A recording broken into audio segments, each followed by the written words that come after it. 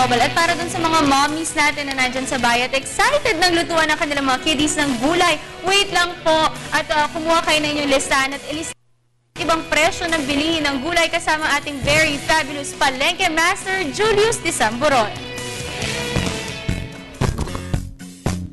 Good morning mga boss, nandito po tayo ngayon sa Balintawak Market sa Quezon City. At ngayon pong araw ay tingnan po natin ito po mga presyo ng ating pong mga gulay. Tingnan natin kung nagbago na nga ba ito mga presyo ng ating gulayan. Kuya, magandang umaga po.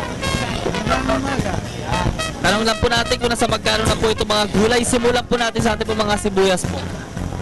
45 ang sibuyas. Di naman po ba nagmahal? Hindi pa. At particular nang gagaling po ating po mga sibuyas. Lego Biskaya. Kaya yan. Ito po sa mga ganito pong klase ng mga sibuyas din, yung mga puti, yung mga dilaw pala, nasa magkano po? Parehas lang. Ito, sa mga luya po natin, nasa magkano po? 16. Alam mo yun. Mahal po ang luya ngayon. Yung mga hindi po nakabalat, nasa magkano po yung pala yung ganito? 55.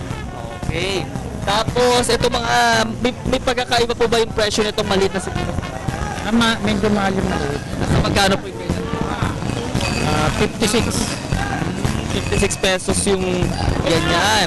Ito, yung mga young corn natin po, nasa magkano po? 8. Patatas na yun, 45. Hindi naman po nagmahal ang patatas natin. Pabago-bago, minsan mataas.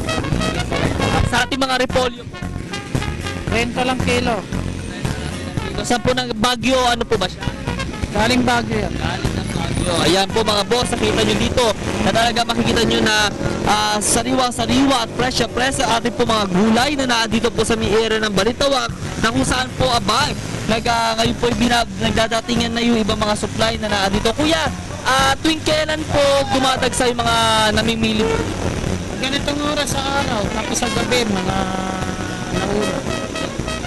Payo po ba kayo sa mga kababayan natin dahil po ngayon tag-ulan na dahil po sa presyo? Pag tag-ulan, pag dumating ang bagyo, tumataas talaga. Hindi maiwasan yun. Nasisira. Tahan nyo na po. Lahat ng mga taong gusto mamili dito sa Balintawak, mura dito, parang divisoria. Pangalan po niyo po.